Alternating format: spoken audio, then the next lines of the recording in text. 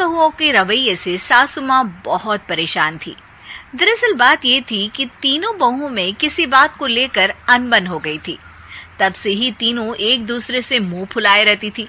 ना कोई सीधे मुंह किसी से बात करती, ना किसी का कहना मानती। पड़ोसी भी इस बात को जानते थे और जाने कैसे कैसे बातें भी करते। इसीलिए सासू माँ ने तीनों बहुओं को तुरंत अपने कमरे में बुलाया।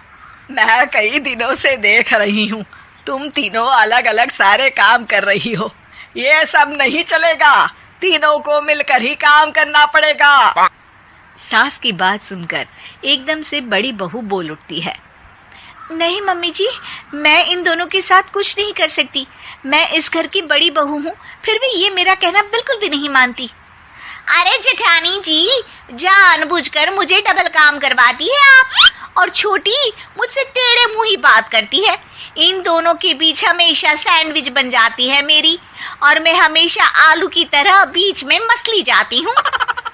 मम्मी जी, इन दोनों को लगता है कि मैं छोटी हूँ तो इनके पैरों तले दब जाऊंगी, लेकिन नहीं, मेरा भी उतना ही अधिकार है जितना इन दोनों का है।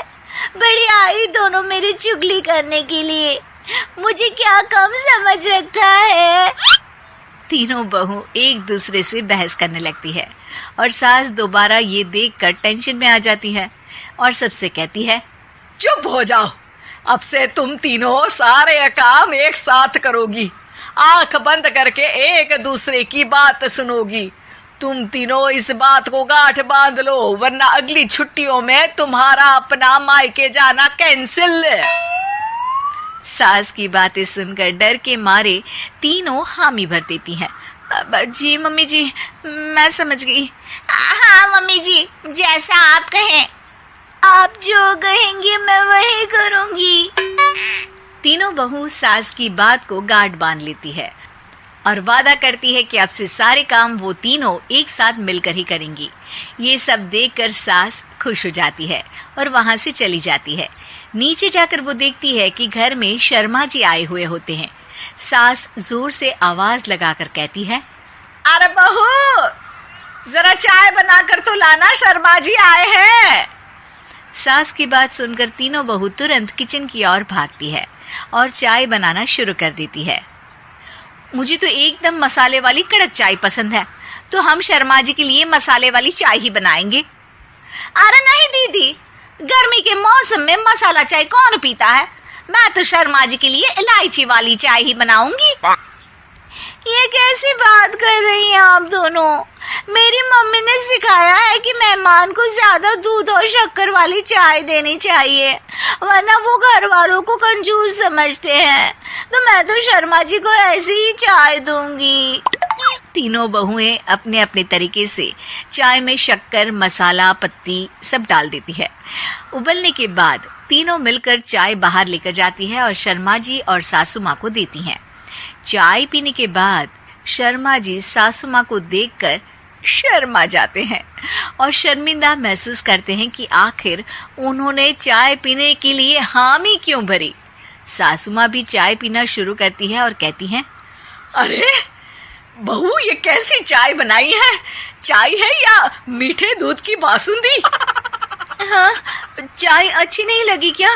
कोई बात नहीं, हम पराठा बनाकर लाते हैं। चलो चलो अंदर। हाँ चलो। हाँ, आती हूँ मैं भी। नहीं नहीं, मेरा पेट चाय ने ही चौपट कर दिया, वही काफी है। पराठे से पोपट नहीं करवाना, मैं तो चलता हूँ। शर्मा जी चुपचाप पतली गली से निकल जाते हैं।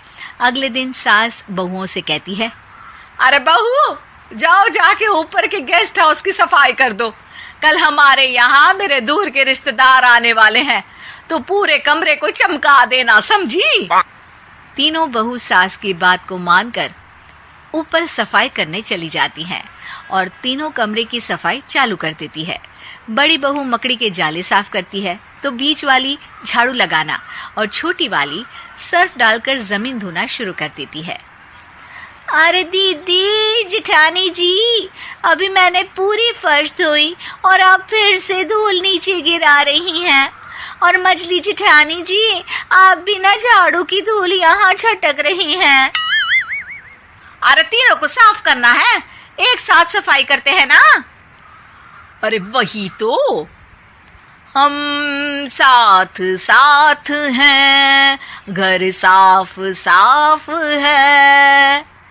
तीनों बहू ऐसे ही काम में उलझ जाती है और 2 घंटे तक एक ही कमरे की सफाई करती रहती है।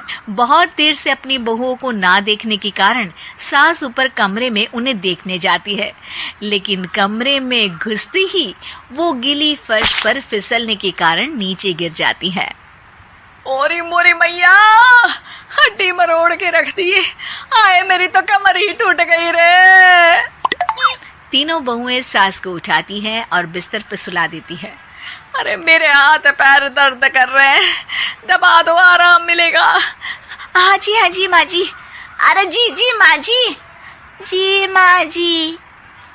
और तीनों बहुएं एक साथ सास के हाथ को दबाना शुरू कर देती हैं। माँ की तो चीख ही निकल जाती है और नतीजा ये होता है कि सास के बचे हुए शरीर में भी दर्द उठ जाता है। हाय राम, ये क्या कर दिया तुम तीनों ने। अरे मेरी तो किस्मत ही फूटी है कि तुम जैसी बहुएं मुझे मिली। हे भगवान, पूरे शरीर में दर्द बढ़ गया है। अब तो पता नहीं कि चल भी पाऊंगी या नहीं। माफ करो, मुझे गलती हो गई मुझसे कि तुम तीनों को एक साथ काम करने के लिए बोला। सोचा था तीनों मिलके अच्छे से काम करेगी, लेकिन बड़े बुजुर्ग सही कहते थे कि 3 तिगाड़ा काम बिगाड़ा। तुम लोगों ने ये बात ना आज साबित करके दिखा दी। तुम तीनों को तो समझाना यानी मानो भैंस के आगे बीन बजाना है। तुम्हें अकेले अकेले काम करना है ना, तो अब से तुम अकेले ही अपना अपना काम करो। तीनों बहुएं वहां से जाने लगती है। अरे कहाँ जा रही हो? आप ही ने तो कहा कि अपना अपना काम तो मुझे मुल्तानी मिट्टी लगानी है। अरे मुझे भी तो नेल पॉलिश लगानी है। मुझे ना मेहंदी लगानी है। सास अपना सर पीट लेती है और कहती है, अरे मुझे भी लगाना है कुछ। क्या माँ जी? क्या माँ जी? क्या माँ जी? तुम्हारे घर वालों को फोन तुम्हारी हरकतें बताने के लिए।